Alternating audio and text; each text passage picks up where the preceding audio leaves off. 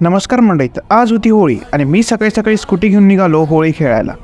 आमच्या ऑफिसकडून इन्व्हिटेशन भेटलं होतं होळी खेळायला, ते पण बकोरी येते. बकोरीला एकदम डोंगरांच्या मध्ये अशा अपार्टमेंट्स आहे आणि हे ॲक्च्युली गाव आहे. सो आल्या आल्या आमच्या पब्लिकचं झालं होळी खेळायचा प्लॅन चालू.